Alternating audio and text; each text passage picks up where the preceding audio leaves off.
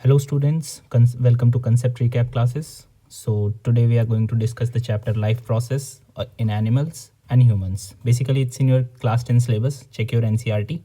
Okay, so first of all we are going to take the topic heterotrophic nutrition. Okay, basically nutrition can be taken both by autotrophs and heterotrophs. So let's see our case in heterotrophs. Okay, heteरोट्रॉप्स कौन से organisms होते हैं जो दूसरे के ऊपर dependent होते हैं. ठीक है, ये हेटेरोट्रॉप है. Suppose let me draw with green. ये हेटेरोट्रॉप है, ये किसी और ऑर्गेनिज्म के ऊपर डिपेंड रहेगा. ओके, मेनली ऑटोट्रॉफ्स के ऊपर. ठीक है, या फिर सपोज प्राइमरी प्रोड्यूसर्स के ऊपर.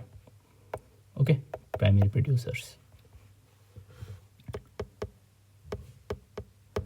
Okay, so let's see.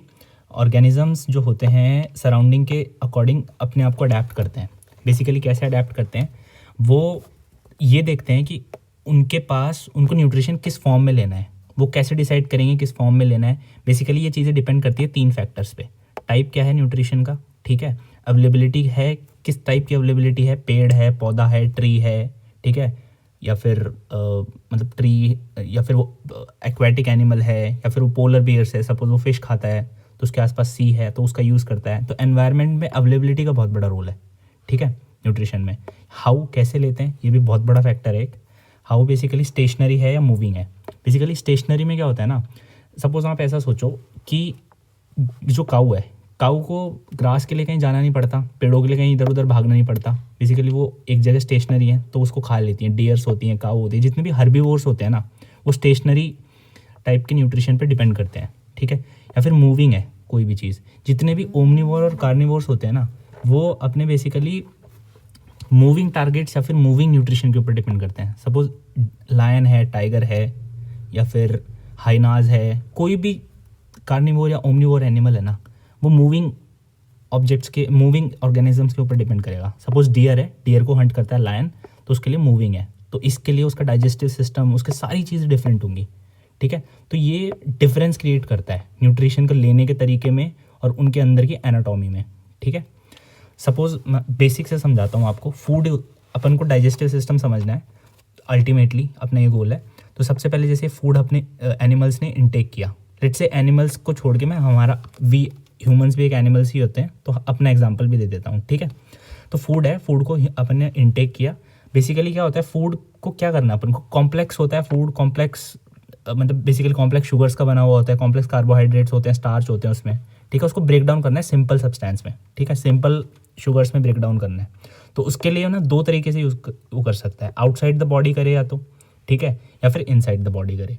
तो आउटसाइड द बॉडी करने के लिए ना कुछ ऑर्गेनिजम्स हैं, जैसे कि फंजाई होती है, ब्रेड मोल्ड है, यीस्ट है, मशरूम्स हैं. तो ये क्या करते हैं, आउटसाइड द बॉडी उस कॉम्प्लेक्स को सिंपल कंपाउंड्स में तोड़ते हैं आउटसाइड द बॉडी. ओके, और इनसाइड द बॉडी कौन करते हैं, जितने भी रेस्ट ऑफ द ऑर्गेनिजम्स हैं, including humans, animals, okay, including plants.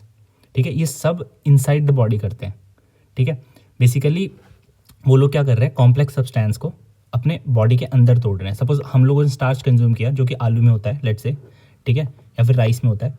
तो स्टार्च को अपनी बॉडी के अंदर ब्रेक डाउन करते हैं अपन अपने पूरे डाइजेस्टिव सिस्टम के थ्रू. तो डाइजेस्टिव सिस्टम अपन को इस चैप्टर में पढ़ना है, तो अपन सारी डिटेल्स देखेंगे. ठीक है, और एक और चीज़ पे डिपेंड करता है एनिमल्स न्यूट्रिशन कैसे लेते हैं. ठीक है, जैसे कि एक सबसे बड़ा इंपॉर्टेंट फैक्टर है, लेट्स से वो दूसरे ऑर्गेनिज्म के ऊपर डिपेंड कर रहे हैं कि नहीं कर रहे.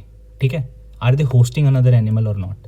ठीक है, इस टाइप के न्यूट्रिशन को बेसिकली आप इसी का सब टाइप समझ लो, टाइप कि इस टाइप के न्यूट्रिशन को लेने वाले ऑर्गेनिजम्स क्या होते हैं, क्या कहलाते हैं.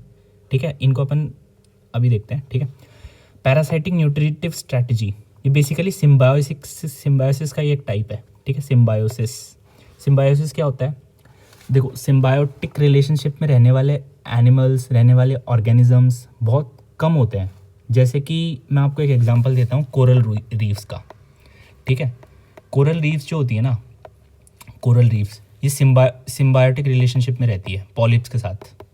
ठीक है, ये लोग क्या करते हैं, कोरल रीफ्स, ये पानी के अंदर रहते हैं, कैल्शियम कार्बोनेट की लेयर पे रहते हैं. ठीक है, इनके अंदर एक ऐसा स्ट्रक्चर होता है, ये कोरल रीफ्स है, सपोज ये ऐसा स्ट्रक्चर है, सपोज ये कोरल रीफ्स, ये कैल्शियम कार्बोनेट की लेयर जमी हुई है. ठीक है, इसके अंदर ना ये कोरल रीफ्स हैं, ये क्या करती हैं, पॉलिप्स एक छोटा सा एक ऑर्गेनिज्म होता है, उसको जगह देती है अपने अंदर, ठीक है। तो पॉलिप्स क्या करते हैं ना, इन दोनों की सिम्बायोटिक रिलेशनशिप होती है। कैसे होती है कि कोरल रीफ्स अपने वहाँ बैठे हैं आराम से, ठीक है, वो न्यूट्रिशन ले रहे होते हैं एनवायरनमेंट से, ठीक है। पॉलिप्स उस न्यूट्रिशन का यूज़ कर रहे होते हैं और छुपने के काम आते हैं उनको वो स्पॉट, ठीक है। तो बेसिकली एक दूसरे को वो हेल्प कर रहे हैं, ठीक है। मतलब basically symbiotic relationship can be a positive में भी हो सकता है, एक दूसरे को पॉजिटिव इम्पैक्ट करने के लिए, या फिर नेगेटिव में भी हो सकता है। नेगेटिव में जैसे अपने जुएँ होती हैं, लीचेस होते हैं, जो रेनी सीजन में आपने देखे होंगे, लीचेस होते हैं, ठीक है। लाइसेस होती हैं, टिक्स होती हैं डॉग्स के, स्ट्रीट डॉग्स के आपने देखी होगी टिक्स लगी हुई होती हैं। वो क्या करती हैं, उनसे ब्लड सक करती हैं, तो बेसिकली वो अल्टीमेटली डॉग को हार्म कर रही है ना, तो वो नेगेटिव में आ जाते हैं। या फिर आप जैसे टेप वॉर्म होते हैं, टेप वॉर्म बहुत लंबे होते हैं, बहुत एक मतलब टेप वॉर्म आपको कहीं भी आप केसेस सुनते होंगे बहुत, कि किसी के पेट से टेप वॉर्म निकला, किसी के ब्रेन से टेप वॉर्म निकला। बेसिकली ये लोग क्या कर रहे हैं, ये लोग होस्ट कर रहे हैं दूसरे ऑर्गेनिज्म को, एनिमल को, ठीक है। या फिर कैस्कट आया, अमरबेल तो सबने देखी होगी आई एम श्योर। अमरबेल तो हर किसी के घर में होती है, गार्डन में होती है, पार्क में मिल जाती है। या फिर ऑर्चिड्स हैं, ठीक है। तो ये लोग क्या करते हैं, ये दूसरे ऑर्गेनिज्म पर डिपेंड करते हैं न्यूट्रिशन के थ्रू। तो ऐसे क्या होता है, parasitic nutrition strategy. Okay, so let's see nutrition in amoeba. तो अमीबा है ना, बेसिक यूनिसेल्युलर ऑर्गेनिज्म है, सिंगल सेल्ड ऑर्गेनिज्म है, ठीक है, यूनिसेल्युलर।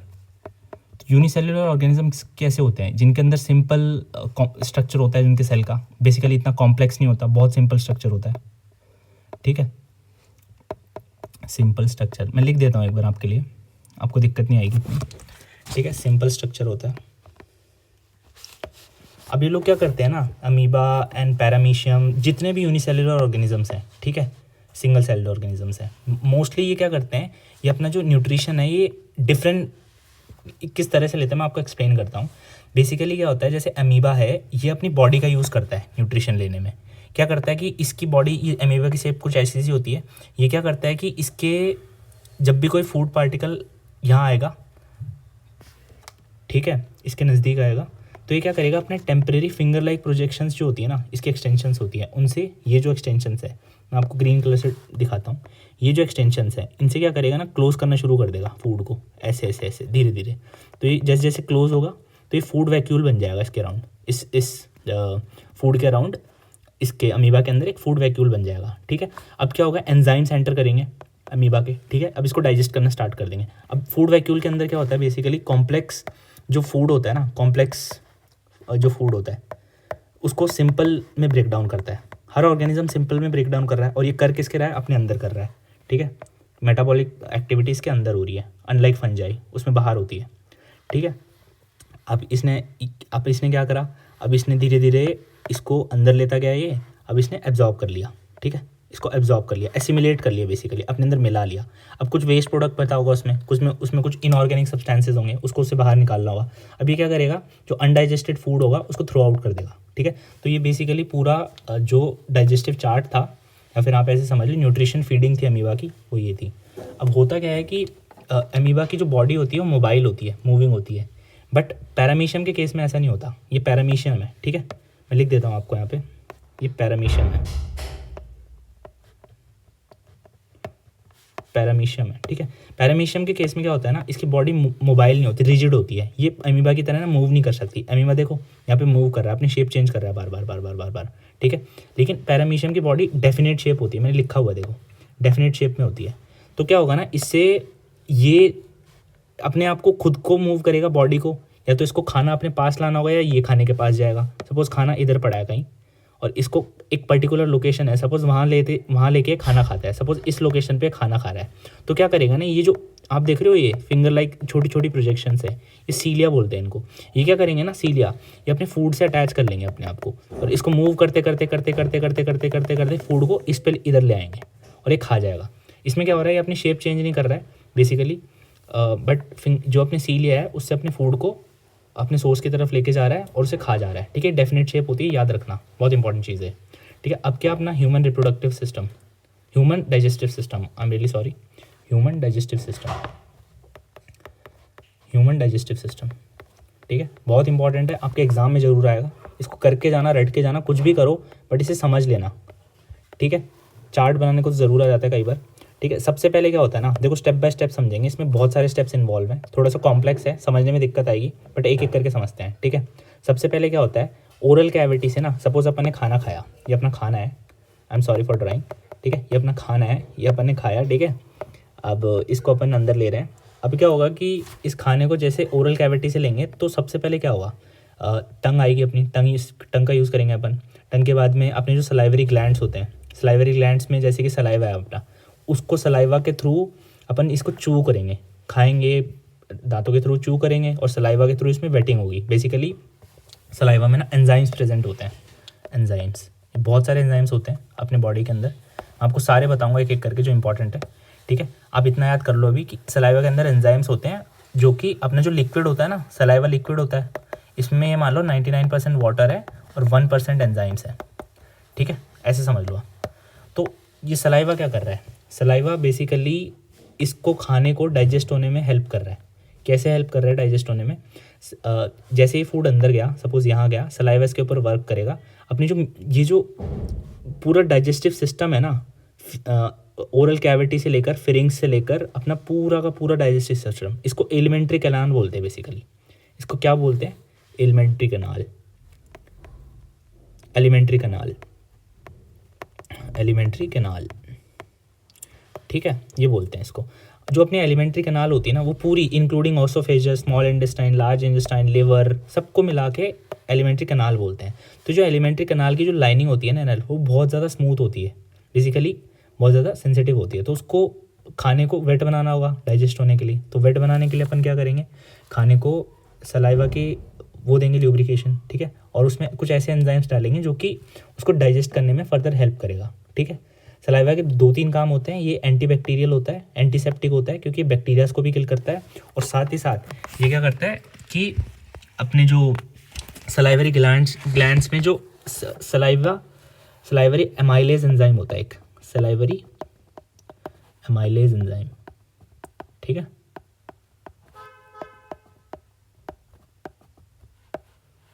सलाइवरी एमाइलेज एंजाइम होता है। इससे क्या करता है, सलाइवरी एमाइलेज एंजाइम से स्टार्च को ये माल्टेज में कन्वर्ट करता है, स्टार्च को माल्टेज में कन्वर्ट करता है, ठीक है। स्टार्च बेसिकली कॉम्प्लेक्स फूड है, इसको एक सिंपल शुगर में कन्वर्ट कर रहा है, ठीक है, ओके। तो अब क्या हो रहा है ना, स्टार्च बेसिकली कॉम्प्लेक्स मॉलिक्यूल है, इसको सिंपल शुगर में चेंज कर रहा है अपना सलाइवरी अमाइलेज एंजाइम, ठीक है। और ये एंटीसेप्टिक है, ठीक है, ये अपन ने देख लिया क्योंकि बैक्टीरिया को किल कर रहा है। इसकी जो पीएच होती है वो स्लाइटली एसिडिक होती है, ठीक है, ये अपन ने देख लिया। अब क्या होगा ना, सलाइवा का काम खत्म हो गया, अब सलाइवा से जाएगी फूड अपनी एसोफेगस में। बेसिकली एसोफेगस से पहले अपने यहाँ जो होते हैं फेरिंग्स होता है, फिर 2-3 और अपने स्ट्रक्चर हैं, इसमें से होके एसोफेगस की तरफ जाती है। अब एसोफेगस में क्या होगा, बेसिकली खाना यहाँ से अंदर की तरफ मूव करेगा तो क्या होगा, ये स्टमक में जाएगा, स्टमक के बाद फिर स्मॉल इंटेस्टाइन में जाएगा, स्मॉल इंटेस्टाइन के बाद ये फिर लार्ज इंटेस्टाइन में जाएगा, लार्ज इंटेस्टाइन के बाद ये एक्सक्रीट हो जाएगा। बीच में लिवर का रोल है, पैनक्रियास का रोल है। अब सबका एक एक करके समझते हैं, ठीक है। अब बेसिकली मैं आपको ना एक एक करके समझाता हूँ सारे। अब क्या होगा कि ये खाना यहाँ से जा रहा है, यहाँ से जा रहा है, यहाँ से जा रहा है, ठीक है, अपना लिवर में पहुँच गया खाना। अब लिवर में जाने के बाद क्या होता है, सबसे पहले स्टमक में पहुंच गया, इसको स्टमक बोलते हैं, आई एम रियली सॉरी, इसको स्टमक बोलते हैं। स्टमक में पहुंच गया। अब बेटा स्टमक में जाने के बाद क्या होगा, स्टमक बहुत ही ज़्यादा ना एक लार्ज ऑर्गन है, ये क्या करता है, जैसे खाना अंदर जाता है एक्सपैंड करता है, ऐसे कुछ इस तरह से एक्सपैंड करता है, ठीक है। अब ये एक्सपैंड करेगा तो इसकी जो वॉल होती है स्टमक की, इसके बेसिकली इसके अंदर ना वॉल के ऊपर इतने सारे गैस्ट्रिक ग्लैंड्स होते हैं ना, ये गैस्ट्रिक ग्लैंड्स है ना, यहाँ पे सपोज इसकी पूरी वॉल के ऊपर गैस्ट्रिक ग्लैंड्स है। ये क्या करेंगे, गैस्ट्रिक ग्लैंड्स ये जूसेस रिलीज़ करते हैं, digestive juices. Basically digestive juices क्या होते हैं, जैसे HCl है, बेसिकली जितने भी एंजाइम हैं, नॉन एंजाइम हैं, जिनसे अपने को डाइजेशन में हेल्प हो रही है, वो सारी चीज़ें डाइजेस्टिव जूसेस होते हैं, ठीक है। अब डाइजेस्टिव जूसेस मैं आपको एग्जांपल लेके बताता हूँ, मैं आपको समझाता हूँ। लेट्स से HCl है, हाइड्रोक्लोरिक एसिड, ये अपने पेट में स्टमक में रिलीज़ होता है। पेट मतलब मेरा स्टमक ही है, ठीक है, आप समझ जाना। Hydrochloric acid. आप ऐसे समझना, आप खाना खाते हो जो आपका पेट फूल जाता है, तो इसका मतलब ये हुआ ना स्टमक की जो लाइनिंग है, बेसिकली वॉल जो है वो एक्सपेंडिएबल है। आप ऐसे समझ लो आपका पेट फूल रहा है, ठीक है, तो इसका मतलब याद रखने की चीज़ है। तो स्टमक की जो वॉल है वो एक्सपेंडिएबल है, कॉन्ट्रैक्ट और एक्सपैंड होती रहती है वो खाने के अकॉर्डिंग, ठीक है। अभी HCl प्रोड्यूस करेगा स्टमक। HCl कहाँ से प्रोड्यूस होगा? पेरिटल सेल होता है, ये इंपॉर्टेंट नहीं है आपके लिए, आप ये याद रख लो। HCl प्रोड्यूस होता है, HCl से ना डाइजेशन में हेल्प मिलती है, ब्रेक डाउन करने में हेल्प करता है, एक तरह का एंजाइम HCl, ठीक है। पेट के अंदर एंजाइम्स क्या होता है अपन देखेंगे, अभी ये समझ लो HCl रिलीज करता है। अब वो इस तरह की फैसिलिटेटरी कंडीशंस बना देता है स्टमक में कि और चीज़ें रिलीज होना स्टार्ट हो जाती हैं। HCl के रिलीज होने के बाद एक चीज़ करता है, प्रोड्यूस करता है पेप्सिन। ये पेप्सिन एंजाइम है, बहुत इंपॉर्टेंट एंजाइम है ये। HCl के रिलीज होने के बाद होगा पेप्सिन, ठीक है। HCl पहले रिलीज होगा, फिर पेप्साइन रिलीज होगा, पेप्सिन रिलीज होगा। पेप्सिन क्या करता है ना, पेप्सिन का बहुत इंपॉर्टेंट काम होता है। ये क्या करता है, ये प्रोटीन को डाइजेस्ट करता है। पेप्सिन एक एंजाइम है, ठीक है, एंजाइम है। ये क्या करता है, प्रोटीन को डाइजेस्ट करता है, प्रोटीन को डाइजेस्ट करता है, ठीक है। प्रोटीन जो होता है अपनी बॉडी में, जैसे अपन अंडे खाते हैं उनमें प्रोटीन होता है, उसको डाइजेस्ट करता है। मसल्स होता है, अपनी जो बॉडी बनाते हैं बच्चे, ठीक है, बहुत शौक होता है लड़कों को बॉडी बनाने का, जिम जाने का, ठीक है। जो स्पोर्ट्स में उसको पता होगा यार कि जो प्रोटीन होता है, बेसिकली मसल्स को प्रोटीन चाहिए होता है, ठीक है। तो बेसिकली जो प्रोटीन अपन को डाइजेशन होता है ना, सबसे पहली जगह डाइजेशन जो हो रहा है प्रोटीन का यहीं हो रहा है, स्टमक में, पेप्सिन के थ्रू, ठीक है। तो अब क्या होगा, बेसिकली बहुत सारे एंजाइम्स रिलीज होते हैं स्टमक में। आपके एनसीईआरटी में सिर्फ एक ही गेम है, पेप्सिन। रेनिन भी होता है, जिससे कि शुगर, जो मिल्क शुगर होता है उसको, मिल्क प्रोटीन होता है उसको डाइजेस्ट करने में हेल्प मिलती है, ठीक है। ओके देन, ये आपका कवर हो गया स्टमक, ठीक है। स्टमक में एक और चीज़ है, जैसे HCl जो होता है, आप ये सोच रहे हो एसिड होता है। स्टमक की जो pH होती है ना बेटा, बहुत कम होती है, बहुत कम। कितनी होती है? लगभग नियरली 1.5 से 4.5। बहुत ज़्यादा एसिडिक होता है स्टमक, ठीक है। तो आप ये सोच रहे हो यार इतना ज़्यादा एसिड है तो अपना पेट क्यों नहीं, मतलब एसिड के कारण वो हो रहा, पिघल रहा, गल रहा, मतलब रिएक्ट क्यों नहीं कर रहा? क्या होता है ना, अपने स्टमक के अंदर एक म्यूकस नाम का एंजाइम रिलीज होता है, म्यूकस, ठीक है। म्यूकस सेल्स होते हैं, म्यूकस होते हैं स्टमक की वॉल पे होते हैं सारे, ठीक है। म्यूकस क्या करता है ना, ये आपके स्टमक को HCl से रिएक्ट होने से बचाता है, ठीक है। ये प्रोटेक्ट करता है आपकी, क्या प्रोटेक्ट करता है, सॉरी म्यूकस क्या करता है यार, आई एम रियली सॉरी, ठीक है, हट गया था। म्यूकस क्या करता है, आपकी जो स्टमक वॉल होती है इसको प्रोटेक्ट करता है, किससे? HCl से, ठीक है। ओके, म्यूकस देख लिया अपन ने। अब HCl से प्रोटेक्ट करता है, जो कि HCl स्टमक रिलीज कर रहा है, किससे रिलीज कर रहा है? स्टमक अपने जो गैस्ट्रिक ग्लैंड्स हैं उनसे रिलीज कर रहा है, वॉल्स पे से। तो अपनी जो पूरी लाइनिंग है उसको बचा के रखता है, बाकी अंदर का जो खाना होता है उसमें रिएक्शन कर देता है, ठीक है। अब अपन को क्या देखना है, अब अपन को देखना है लिवर। अब क्या होगा, खाना यहाँ से जाने के बाद अंदर जाएगा स्मॉल इंटेस्टाइन में, स्मॉल इंटेस्टाइन में एंटर करेगा। अब स्मॉल इंटेस्टाइन में एंटर करने से पहले ना लिवर और पैनक्रियाज, ये दो चीज़ें हैं, ये दो चीज़ क्या करती हैं, अपने सारे के सारे डाइजेस्टिव जूसेस को इनके अंदर छोड़ती हैं, क्योंकि खाना डाइजेस्ट हो जाए। अब क्या हो रहा है ना, आपका जो खाना है यहाँ से जो जा रहा है, मैंने बताया आपको वो एसिडिक है, ठीक है, वो खाना एसिडिक है। मैंने बताया था pH स्टमक की कम होती है, एसिड होता है, तो खाना भी ऑब्वियस सी बात है एसिडिक ही निकलेगा। अब क्या है, जो पैनक्रियाटिक, आप ये ऐसा समझो, ये जो पैनक्रियाज में जो एंजाइम्स हैं जो रिलीज होते हैं, ठीक है, पैनक्रियाज में बेसिकली फैट का और प्रोटीन का डाइजेशन होता है। तो वो जो एंजाइम्स है ना, वो बेसिक कंडीशंस में काम करते हैं, बेसिक। अब ये अपना खाना तो एसिडिक है, ठीक है, अब इसको बेसिक कैसे बनाया अपन? अब अपने पास एक बहुत अच्छी चीज़ हेल्प करती है, लिवर। लिवर अपने बहुत काम का है भाई, लिवर इतने काम की चीज़ है, लिवर एसिडिक से बेसिक कर देता है खाने को। कैसे करता है? लिवर आपका बाइल जूस रिलीज करता है, बाइल जूस, ठीक है, बाइल जूस रिलीज करता है, जिससे कि दो काम होते हैं, बाइल जूस दो काम करता है, खाने को बेसिकली एसिडिक से बेसिक बनाना, स्लाइटली बेसिक बनाना, बहुत ज़्यादा बेसिक नहीं बनाता, स्लाइटली बेसिक बनाता है, जिससे कि फैसिलिटेटरी एनवायरनमेंट मिल जाता है जो पैनक्रियाज के एंजाइम्स हैं उनको वर्क करने के लिए, ठीक है। बाइल जूस बनाता है, और क्या करता है, ये बाइल जूस बेसिक बनाता है, और क्या काम करता है, ये करता है फैट के ऊपर वर्क करने का काम। फैट के ऊपर बेसिकली फैट के ना लार्ज ग्लोब्यूल्स प्रेजेंट होते हैं, बहुत बड़े बड़े स्ट्रक्चर्स प्रेजेंट होते हैं अपने पेट में शुरू में। अब इनको ना तोड़ना है, तोड़ने से क्या होगा ना, छोटे छोटे पीसेस में तोड़ना है, इनका सरफेस एरिया इंक्रीज हो जाएगा, तो जो एंजाइम है ना वो अच्छे काम करेंगे, रेट ऑफ रिएक्शन जो होगी वो इंक्रीज हो जाएगी। एंजाइम क्या करते हैं बेसिकली, रेट ऑफ रिएक्शन जो होती है ना उसको इंक्रीज कर देते हैं, ठीक है। वो रिएक्शन में पार्ट नहीं लेते, बस जो रेट ऑफ रिएक्शन है ना वो इंक्रीज कर देते हैं। जैसे आप ऐसे समझो, आपकी मोटर बाइक एंजाइम है, मोटरसाइकिल, आपको दूध लेने जाना है सुबह, या कहीं किसी समझ लो कहीं भी जाना है सुबह सुबह या शाम को कहीं भी घूमने जाना है, तो बाइक क्या करेगी, बाइक आपके दूध बेसिकली खरीदेगी थोड़ी, वो तो आपको हेल्प कर रही है ना, फैसिलिटेटरी कंडीशंस प्रोवाइड कर रही है, ठीक है। बाइक पे आप बैठोगे, दूध लेके आओगे, फटाफट घर आ जाओगे, ठीक है। रिएक्शन क्या हो रही है, एक बेसिकली आप दूध लेने जा रहे हो, खरीद रहे हो दुकानदार से, आप पार्ट ले रहे हो ना सारी चीज़ों में। बाइक तो एक फैसिलिटेटरी एनवायरनमेंट प्रोवाइड कर रही है। इसी तरह से एंजाइम्स होते हैं, एंजाइम्स कुछ नहीं करते, वो बस फैसिलिटेट करते हैं रिएक्शन को, ठीक है। फैट्स हो गए, मैंने बता दिया आपको, फैट्स के ऊपर वर्क करते हैं, और लिवर के अंदर गॉल ब्लैडर होता है, वहाँ से बाइल जूस निकलता है, ठीक है। और जो इसकी पीएच होती है ये क्या हो जाती है आफ्टर द पीरियड, इसमें जाने के बाद लिवर में बाइल जूस का वर्क करने के बाद इसकी पीएच हो जाती है 7.5 से 8.5। आप सोचो ना, 1.5 से 4.5 थी पहले, अब 7.8 से 8.5 होगी, काफ़ी ज़्यादा चेंज हो गया पीएच में। अब क्या होगा, अब जो पेनक्रियाज है ना ये अपना रोल प्ले करेंगे। पेनक्रियाटिक डक्ट देखो, ये लिवर था, ये स्टमक था, अब अपना क्या है, गॉल ब्लैडर था, मैंने बताया आपको। अब ये pancreatic duct, basically pancreas pancreatic duct एक ही बात है, आप एक ही समझो। मैंने जो पेनक्रियाटिक डक्ट जो बनाया है, बेसिकली पेनक्रियाज जो बनाई है बेसिकली, वो क्या काम करती है ना, पेनक्रियाटिक जूसेस रिलीज़ करती है। पेनक्रियाटिक जूसेस क्या होते हैं, नेक्स्ट पेज पे समझते हैं। पेनक्रियाटिक जूसेस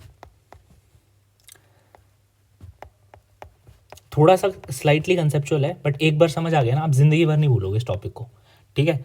अब क्या करना है ना, पेनक्रियाटिक जूस रिलीज़ करते हैं, ये आप ऐसा समझो, पेनक्रियाटिक जूसेस से जितना भी फूड है ना, आपको जो भी फूड आ रहा है वो सारा का सारा डाइजेस्ट हो जाएगा, ठीक है। जितना भी फूड आ रहा है, everything including carbohydrates, proteins, fats, सब के सब। फैट्स को बेसिकली ना लिपिड्स भी बोलते हैं, लिपिड्स। कहीं भी पूरी बायो में, ठीक है, पूरी बायो में, लाइफ में आगे भी आपको अगर लिपिड्स से रिलेटेड कोई टर्म दिखे वो समझ लेना फैट ही है, ठीक है। और सैकराइड से रिलेटेड टर्म दिखे वो समझ लेना वो कार्बोहाइड्रेट है, ठीक है। ये मतलब बेसिकली इनके, मैं आपको ट्रिक बता रहा हूँ, लिपिड से रिलेटेड जो भी टर्म दिखे वो फैट है, फैट से रिलेटेड टर्म है, ठीक है। अब ये लिपिड्स को, कार्बोहाइड्रेट्स को, प्रोटीन्स को, इनको डाइजेस्ट करने में हेल्प करते हैं through digestive juices, basically pancreatic juices, एक ही बात है। तो अब कौन कौन से एंजाइम रिलीज़ करते हैं वो भी देख लेते हैं अपन। इनमें एंजाइम्स 2-3 रिलीज़ होते हैं। सबसे पहले ट्रिप्सिन रिलीज़ होता है। ट्रिप्सिन क्या करता है आपका, ये प्रोटीन को डाइजेस्ट करने में हेल्प करता है, प्रोटीन को डाइजेस्ट करने में हेल्प करता है, ठीक है। डाइजेशन को मैंने डी से लिखा है, ठीक है। प्रोटीन को डाइजेशन में हेल्प करता है, सबसे नंबर 1। दूसरा जो एंजाइम रिलीज होता है सबसे इंपॉर्टेंट, वो होता है लाइपेज एंजाइम। आपको ना वर्ड ब्रेक डाउन करना है, बहुत ईजी टेक्निक है, मैंने आपको पिछले लेक्चर में बताई थी। वर्ड ब्रेक डाउन में क्या होता है, लाइपेज, लिपा, ऐसे देखो ना, लिपिड में LIP आ रहा है, इसमें भी LIP आ रहा है, तो कहीं ना कहीं ये लिपिड से रिलेटेड होगा, फैट से रिलेटेड होगा। ये वही काम करता है बेसिकली, ये डाइजेशन करता है किसका, फैट्स का, या फिर आप लिपिड्स लिख लो ब्रैकेट में, एक ही बात है, इनका डाइजेशन करता है। ओके, नाउ पीएच अपन ने देख ली है, पेनक्रियाटिक में कितनी होती है पेनक्रियाटिक जूसेस की, 7.1 से 8.6 हो जाती है। यहाँ आके फैसिलिटेटरी एनवायरनमेंट मिल जाता है इनको, ठीक है, नाइस। चलो अपन एक एक करके, और मैंने एक और मतलब इसमें बेसिकली थर्ड चीज़ ये भी होती है कि ये एंजाइम जो होता है, इस एंजाइम का नाम होता है अमाइलेज एंजाइम, ठीक है। वैसे एनसीईआरटी में गिवन नहीं था इसलिए नहीं बताया, मैं अभी बता देता हूँ आपको। एनसीईआरटी में ये दोनों ही गिवन है, ठीक है। ये तीसरा एंजाइम भी होता है, ये क्या करता है, अमाइलेज एंजाइम, ये कार्बोहाइड्रेट को डाइजेस्ट करने में हेल्प करता है। ओके, अब ये तीनों एंजाइम्स हो गए हैं आपके, इनको रट लो, याद कर लो, बहुत इंपॉर्टेंट है। डायरेक्ट क्वेश्चन आ जाते हैं, एमसीक्यू आ जाते हैं एग्जाम में, कुछ भी आ जाता है, ठीक है। चलो नेक्स्ट टॉपिक।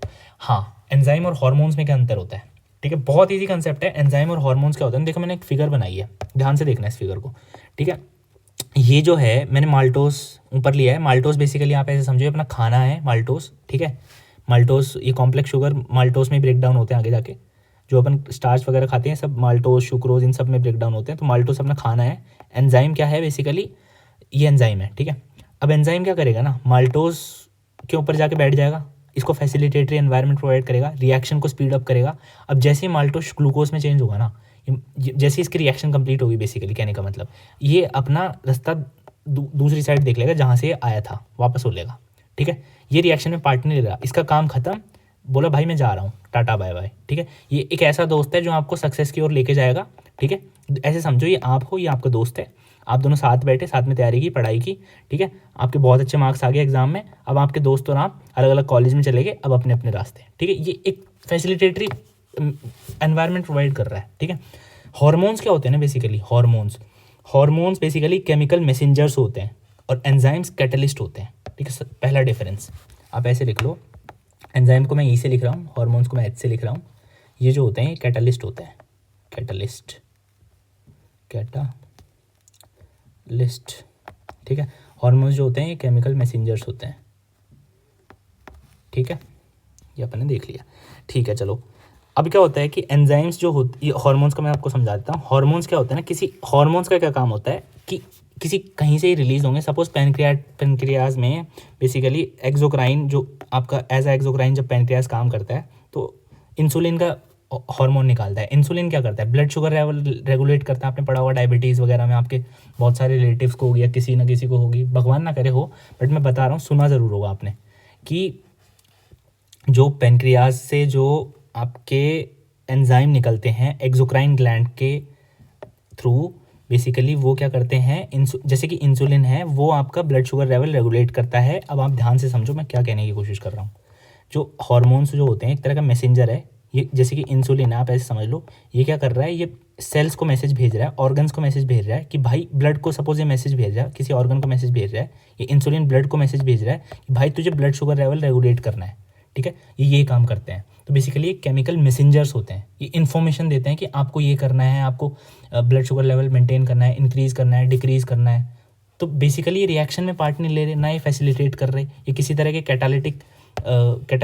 कैटालिस्ट भी नहीं है, ठीक है, ना किसी रिएक्शन को स्पीड अप कर ले। बेसिकली ये केमिकल मैसेंजर्स हैं, दैट्स इट, ठीक है। सबसे बड़ा डिफरेंस। दूसरा जो सबसे बड़ा डिफरेंस है, जो एंजाइम्स जो बने होते हैं वो सिर्फ प्रोटीन के बने होते हैं, और जो हार्मोन्स हैं वो प्रोटीन, अमीनो एसिड्स, ठीक है, अमीन्स, ये तीनों के बने होते हैं, किसी के भी बन सकते हैं, ठीक है।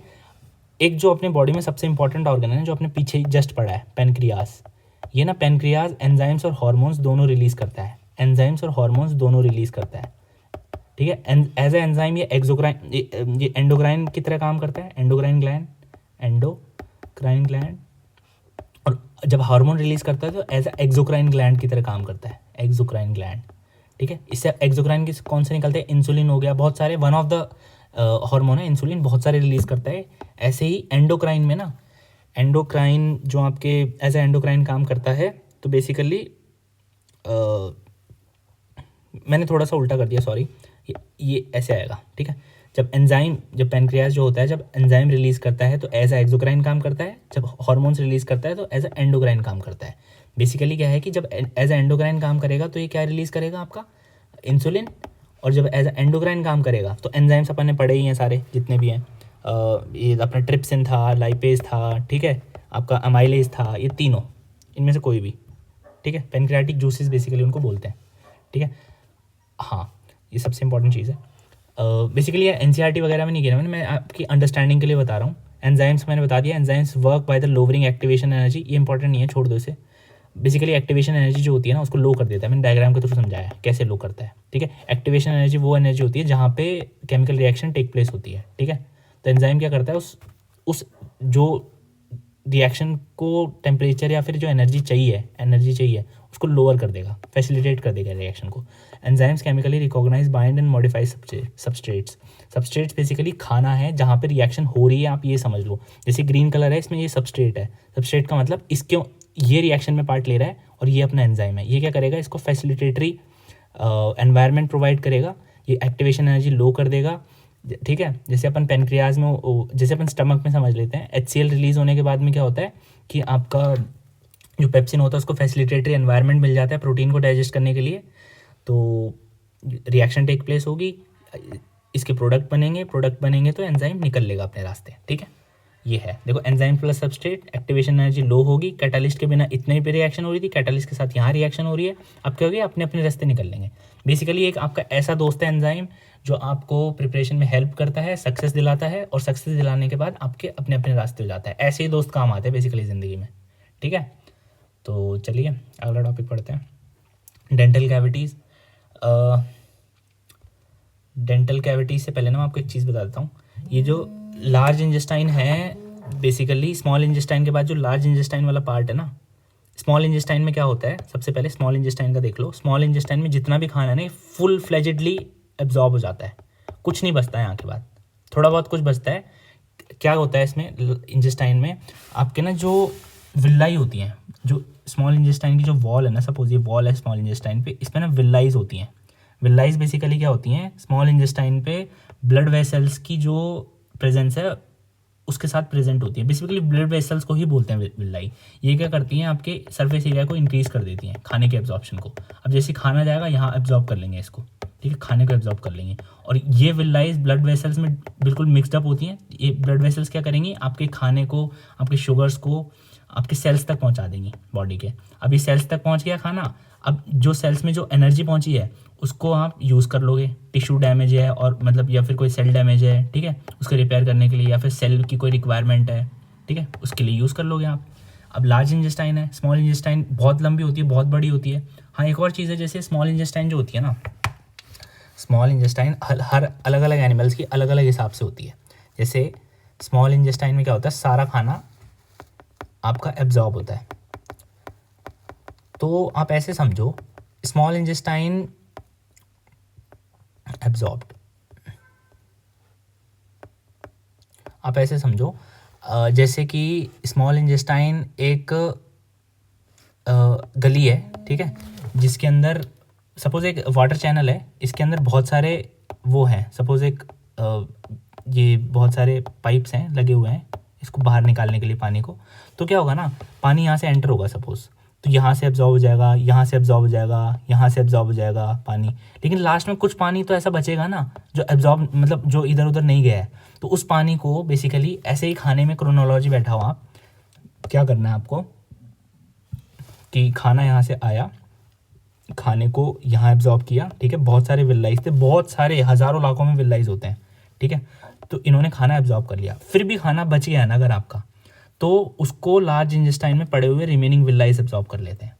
अब क्या होगा कि सपोज लेट से स्टार्च जो होता है, मैं आपको एक चीज़ देता हूँ, आपको ये बताओ, सिंपल सा सवाल है कि स्टार्च और मीट, स्टार्च एक सिंपल कॉम्प्लेक्स कंपाउंड है और मीट एक सिंपल कंपाउंड है, ठीक है, स्टार्च एक कॉम्प्लेक्स कंपाउंड है, ठीक है, और मीट जो है वो एक सिंपल कंपाउंड है, ठीक है। किसको पचाने में ज़्यादा आसानी होगी, ऑब्वियसली मीट, क्योंकि ये सिंपल कंपाउंड है, स्टार्च कॉम्प्लेक्स है।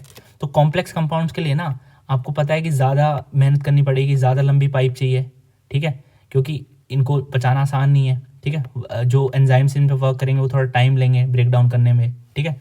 तो ऑब्वियस ही बात है, जो स्टार्च जो लोग कंज्यूम करते हैं, बेसिकली स्टार्च से भी ज़्यादा जो कॉम्प्लेक्स है वो सेल्यूलोज होता है। जो सेल्यूलोज जो एनिमल्स कंज्यूम करते हैं, उनकी जो स्मॉल इंजेस्टाइन होती है वो बहुत बड़ी होती है कंपैरेटिवली जो मीट कंज्यूम करते हैं। कहने का मतलब है, सपोज एक लायन है और एक डियर है, ठीक है, डियर की जो स्मॉल इंजेस्टाइन होगी वो ज़्यादा बड़ी होगी कंपेयर टू लायन, ठीक है, क्योंकि ये मीट कंज्यूम कर रहा है प्योर, और ये कर रही है डियर हर्बीवोर होती है, आपकी ग्रास कंज्यूम करती है, ग्रास में होता है सेल्यूलोज, उसको पचाने में इसको टाइम लगेगा, ज़्यादा लंबी कैनाल चाहिए इसको, ठीक है। लायन का क्या है, सिंपल कंपाउंड ले रहा है, खाया आसानी से पच जाएगा इसको भाई को। जो ह्यूमंस की होती है ना, इनके बीच में होती है कहीं, इनके बीच में, ठीक है, लायन और डियर के बीच में, ठीक है। और लार्ज इंजेस्टाइन आपके सिलेबस में दे नहीं रखी है, इसको इतने डिटेल में पढ़ने की ज़रूरत नहीं है। आपका जो खाना होता है लास्ट में यहाँ से एनएस के थ्रू निकल जाता है, ठीक है, यहाँ से डाइजेस्ट होते हुए जाएगा, ऐसे जाएगा, ऐसे जाएगा, लास्ट में एनएस स्फिंक्टर के थ्रू निकल जाता है, ठीक है, okay. And dental cavities, dental caries, basically आप इसे समझ लो। डेंटल कैरीज क्या होती है ना, सबसे पहले जो दांतों में आपने सुना होगा आपके ब्लैक ब्लैक ब्लैक ब्लैक ऐसे स्पॉट्स आ जाते हैं, बेसिकली ये कैविटीज़ होती हैं। कैविटीज़ क्या होता है, आपने सुना होगा, अपन देसी भाषा में बोलते हैं दांत में कीड़े लग जाना, ठीक है, कीड़े लग जाना दांत में, या फिर कैविटीज़ क्रिएट हो जाना। क्या होता है ना, आपकी जो एनेमल लेयर होती है ना दांतों में, ये सफ़ेद सफ़ेद दिख रहा है ना आपको, ये जो सफ़ेद बना रखा है, ये पूरी एनेमल लेयर है। ओवर द टाइम क्या होती है ना, एनेमल डिग्रेड होती रहती है। कैसे डिग्रेड होती है, जैसे कि मुंह में बहुत सारे एसिड्स प्रेजेंट्स होते हैं, ठीक है, या बनते रहते हैं या प्रेजेंट होते हैं, या फिर ये मान लो, ठीक है, उनका क्या होता है ना, वो उस एसिड के एक्शन से एनेमल इरोड होती रहती है, ये जाती रहती है, ठीक है, इरोड होगी। अब जैसे जैसे एनेमल आपकी प्रोटेक्शन का काम करती है दांतों के, बेसिकली ये दांत हैं, दांतों के नीचे ना, अंदर इस हार्ड सरफेस के नीचे, एनेमल के नीचे बहुत सॉफ्ट होते हैं अपने दांत, ब्लड वेसल्स होती हैं, ये देखो, ये ब्लड वेसल्स है, इसके ऊपर ये येलो येलो दिख रहा है ना आपको, ये भी एक बहुत सॉफ्ट है। एनेमल एक हार्ड लेयर होती है जो इसको प्रोटेक्ट कर रही होती है। अब क्या एनेमल धीरे धीरे गायब होगी। कैसे गायब होती है, सपोज आपने खाना खाया, आपका खाना यहाँ फंसा रह गया, आपका खाना यहाँ फंसा रह गया, यहाँ शुगर फंसा रह गया, कार्बोहाइड्रेट फंसा रह गया। अब आपने ब्रश नहीं करी, अब ब्रश नहीं करी तो ये क्या करेगा, यहाँ पे ये जो एसिड है वो प्रोड्यूस होगा, ये कैविटीज़ बनना स्टार्ट हो जाएंगी, ठीक है। अब आपके दांत सड़ना स्टार्ट हो जाएंगे। अब क्या होगा, आपके जो कैविटीज़ क्या होती है, धीरे धीरे अंदर जा रही होती है, अंदर जा रही होती है। आपका जो सलाइवा है वो ऊपर वाले सरफेस पे ही काम करेगा, नीचे तो जाएगा नहीं। अभी कैविटीज़ डीप होती जाएंगी, एक दिन आपका दांतों में दर्द होगा, और दर्द होगा तो आप डॉक्टर के पास जाओगे, डेंटिस्ट के पास। डेंटिस्ट बोलेगा भाई दांत को उखाड़ना पड़ेगा, ठीक है। तो इसीलिए ऐसा बोला जाता है, कैविटीज़ ना हो, सुबह और शाम दोनों time 2 times a day brush करनी पड़ती है, ठीक है, ट्वाइस अ डे करनी चाहिए। जैसे आपने ब्रेकफास्ट किया, ब्रेकफास्ट के तुरंत बाद, लंच किया, लंच में कुल्ला कर लो, डिनर किया, डिनर के तुरंत बाद, विदिन 10 to 15 मिनट्स। बहुत इंपॉर्टेंट है ब्रश करना बच्चों, ठीक है, इसलिए इंपॉर्टेंट है। एक बार कैविटी होगी ना और रूट कैनाल तक चलेगी, फिर दांत को उखाड़ना पड़ता है, फिर कोई चांस नहीं है इसका, ठीक है। तो कहने का मतलब है अभी से ध्यान रखो अपने सेहत का, अपने हेल्थ का। Okay then, break down of glucose समझाता हूँ मैं आपको। ब्रेक डाउन ऑफ ग्लूकोज क्या होता है, 3-4 तरह से होता है, ठीक है। ग्लूकोज एक 6 कार्बन मॉलिक्यूल कंपाउंड है, C6H12O6, आपने सुना होगा फॉर्मूला इसका, ठीक है। 6 कार्बन मॉलिक्यूल कंपाउंड है। साइटोप्लाज्म जो है ना सेल का, यहाँ सारी रिएक्शंस हो रही हैं। अब क्या होगा ना, ग्लूकोज बेसिकली 3-4 तरीके से टूट सकता है। कैसे टूटेगा, बेसिकली जो ग्लूकोज होता है पिरूवेट में टूटता है सबसे पहले, 3 कार्बन मॉलिक्यूल है, और यहाँ थोड़ी सी एनर्जी रिलीज होती है। अब जो एनर्जी रिलीज हो रही है, अब इसके बाद क्या होगा, बहुत सारी जगहों पे ग्लूकोज और ज़्यादा टूटता है और उनमें और ज़्यादा एनर्जी रिलीज होती है। कैसे, सपोज सबसे पहले ग्लूकोज टूटा मेरा, सपोज ऑक्सीजन की एब्सेंस में टूटा, सपोज मेरे ब्लड में, मेरे सेल में ऑक्सीजन की प्रेजेंस नहीं है, ठीक है। अब क्या होगा, साइटोप्लाज्म में जो रिएक्शन होगी उसमें वो फिर से ब्रेक डाउन होगा in the absence of oxygen. ये क्या करेगा, लैक ऑफ ऑक्सीजन में, ठीक है, ये क्या करेगा, मैं ग्रीन कलर से बना रहा हूँ, लैक ऑफ ऑक्सीजन, सेल वाला केस बना रहा हूँ मैं, यीस्ट वाला बाद में बनाएंगे अपन, ठीक है। लैक्टिक एसिड प्रोड्यूस करेगा और एनर्जी प्रोड्यूस करेगा, ठीक है। देखना आप सब जगह एक चीज़ ऑब्जर्व करना, एनर्जी सब में प्रोड्यूस हो रही है। ग्लूकोज के ब्रेकडाउन के टाइम एनर्जी सब जगह प्रोड्यूस हो रही है, कंज्यूम कहीं नहीं हो रही। तो ये सारी एक्सोथर्मिक रिएक्शंस हैं। अब डिपेंड करता है एक्सोथर्मिक रिएक्शंस किस लेवल तक है। ये हाईली एक्सोथर्मिक है, ये स्लाइटली एक्सोथर्मिक है, ज़्यादा एनर्जी रिलीज हो रही है, इसका मतलब हाईली एक्सोथर्मिक है, ठीक है। अब ये समझो लैक ऑफ ऑक्सीजन की वजह से जब रिएक्शन हुई तो लैक्टिक एसिड प्रोड्यूस हुआ। कहाँ प्रोड्यूस हुआ, वो लोकेशन क्या है एग्जैक्टली, ये है मसल सेल, ठीक है, मसल सेल है आपकी, ठीक है। अब जब एक्सरसाइज करते हो ना पार्क में या फिर कहीं भी जिम वगैरह जाते हो तो क्या होता है, आप रनिंग करते हो तो मसल्स को ना बहुत ज़्यादा ऑक्सीजन की डिमांड होती है। ऑक्सीजन दो भाई, मुझे ऑक्सीजन दो, ऑक्सीजन दो, ऑक्सीजन दो, ऑक्सीजन दो। अर्नब गोस्वामी की तरह नहीं बोलता ड्रग दो मुझे, ड्रग दो, ड्रग दो। तो ये क्या करते हैं, ऑक्सीजन की डिमांड होती है इनको, ठीक है, कि भाई मुझे ऑक्सीजन चाहिए, तुम कहीं से भी लाओ। जब इसको सफिशिएंट ऑक्सीजन मिलेगा ही नहीं, ये बोलेगा भाई मेरे को लेनी है एनर्जी प्रोड्यूस करनी है, बिना ऑक्सीजन के एनर्जी प्रोड्यूस करना स्टार्ट कर देगा, ठीक है। क्योंकि इसको तो एनर्जी चाहिए ना, मसल को। तो आप रनिंग कर रहे हो, कॉन्स्टेंटली जिम कर रहे हो, भाई बॉडी एनर्जी मांग रही है, ऑक्सीजन प्रोवाइड हो नहीं रहा सफिशिएंट, तो एब्सेंस, लैक ऑफ ऑक्सीजन में रिएक्शन होती है मसल सेल के अंदर, जिसमें लैक्टिक एसिड प्रोड्यूस होता है और एनर्जी प्रोड्यूस होती है। तो लैक्टिक एसिड की वजह से ही आपकी बॉडी में फटीग आता है फिर, ठीक है, फटीग आता है। और ये जो लैक्टिक एसिड होता है ये भी 3 कार्बन मॉलिक्यूल होता है। फिर क्या होगा, मान लीजिए प्रेजेंस ऑफ ऑक्सीजन में भी जो एनर्जी रिलीज हो रही है, ऑक्सीजन में जो रिएक्शन हो रही है उसमें भी एनर्जी रिलीज हो रही है, बट ये जो एनर्जी है ना, ये एनर्जी कम है। बेसिकली ये वाली एनर्जी कम है। मैं इसको E1 बोल देता हूँ, मैं इसको E2 बोल देता हूँ। मेरा कहने का मतलब है E1 is less than E2, क्योंकि प्रेजेंस ऑफ ऑक्सीजन में हर बारी ज़्यादा एनर्जी रिलीज होगी, ठीक है, वो ज़्यादा एफिशिएंट होती है रिएक्शन, ठीक है। तो एब्सेंस प्रेजेंस ऑफ ऑक्सीजन कहाँ होती है ये रिएक्शन? माइटोकॉन्ड्रिया में होती है रिएक्शन। माइटोकॉन्ड्रिया मैंने बताया था ना आपको, पावर हाउस है सेल का, ये यहाँ रिएक्शन होती है। ये क्या करेगा? कार्बन डाइऑक्साइड रिलीज करेगा, वाटर रिलीज करेगा। ये बेसिकली बहुत सिंपल मॉलिक्यूल्स में तोड़ देता है ग्लूकोज को, ठीक है। अब क्या होगा? एब्सेंस ऑफ ऑक्सीजन है सपोज, अब लैक ऑफ ऑक्सीजन है, प्रेजेंस ऑफ ऑक्सीजन है। आपने सेल वाला केस देख लिया, ठीक है। प्रेजेंस ऑफ ऑक्सीजन, माइटोकॉन्ड्रिया में एनर्जी रिलीज होती है। अब ये एनर्जी जो माइटोकॉन्ड्रिया में रिलीज हो रही है ना, मैं इसके बारे में बताऊंगा आपको, ये एटीपी के फॉर्मेट में रिलीज हो रही है, ठीक है। एटीपी, एडीपी से एटीपी। अभी क्या है एडीपी एटीपी मैं बताऊंगा आपको, ठीक है। अगली, इसकी जस्ट अगली साइड वही है, ठीक है।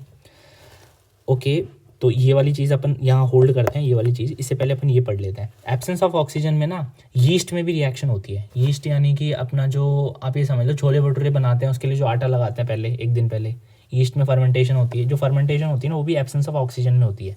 जो भी अपन ब्रेड है या फिर बहुत सारी चीज़ें हैं, ठीक है। तो इसमें क्या प्रोड्यूस होता है? एथेनॉल और कार्बन डाइऑक्साइड और एनर्जी। ये एथेनॉल जो है 2 कार्बन मॉलिक्यूल है, तो सेम यही प्रोसेस फॉलो हो रहा है, ठीक है। ये भी अपने सेल में होता है, ये भी अपने सेल में प्रोड्यूस हो रही है सब चीज़ें, बट यीस्ट में ये बहुत माइन्यूट फ्रैक्शन में प्रोड्यूस होता है। ये यीस्ट की रिएक्शन है, बेसिकली यीस्ट की है ये।